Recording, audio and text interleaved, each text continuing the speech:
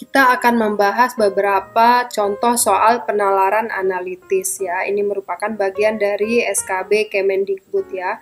Untuk soal-soal ini teman-teman juga bisa pergunakan untuk tes TPA atau tes-tes yang membutuhkan soal penalaran analitis ya.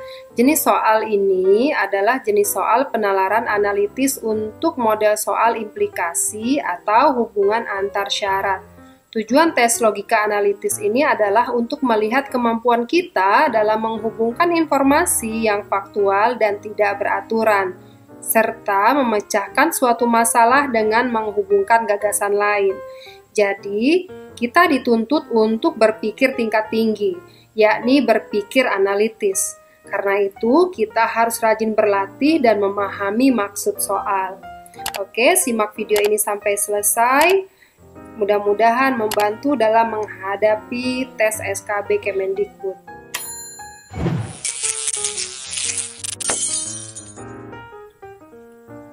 Soal yang pertama, suatu proyek terdiri atas beberapa jenis proyek kecil, yakni proyek A, B, C, D, E, dan F. Proyek kecil ini berkaitan satu sama lain, sehingga tiap jenis pekerjaan diatur sebagai berikut. Proyek B hanya boleh dikerjakan bersama proyek C. Proyek A boleh dikerjakan bersama proyek E.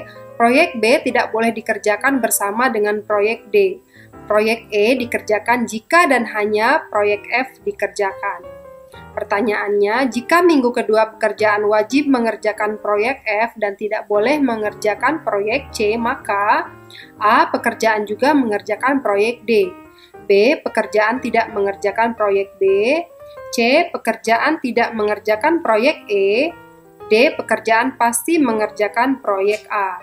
Nah, kita lihat di sini dari pernyataan yang pertama, proyek B hanya boleh dikerjakan bersama proyek C. Lihat lagi soalnya, proyek F tidak boleh mengerjakan proyek C ya. Jika minggu kedua pekerjaan wajib mengerjakan proyek F dan tidak boleh mengerjakan proyek C, maka karena proyek C tidak boleh dikerjakan, artinya proyek B ini juga tidak boleh dikerjakan. Jadi jawabannya adalah B ya, sangat gampang sekali.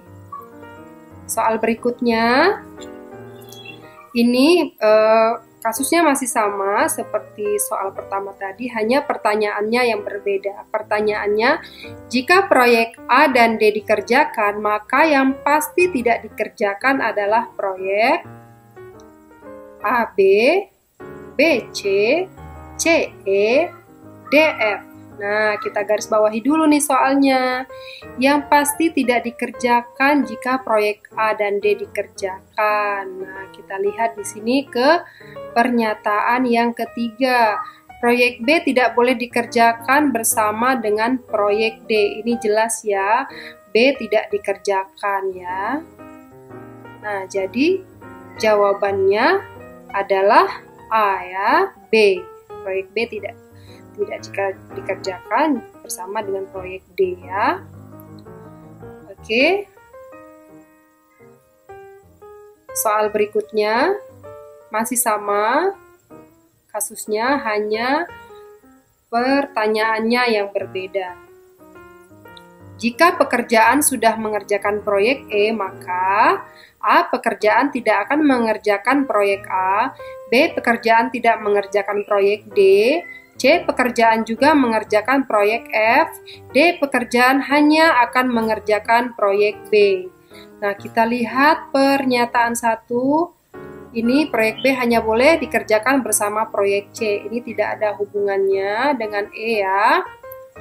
Kita lihat lagi pernyataan yang kedua, proyek A boleh dikerjakan bersama proyek E. Lihat di option, adakah yang menyebutkan seperti itu tadi? Option A ini sudah pasti salah ya.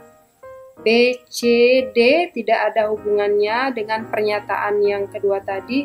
Kita lihat yang pernyataan yang ketiga. Proyek B tidak boleh dikerjakan bersama dengan proyek D. Adakah hubungannya dengan E?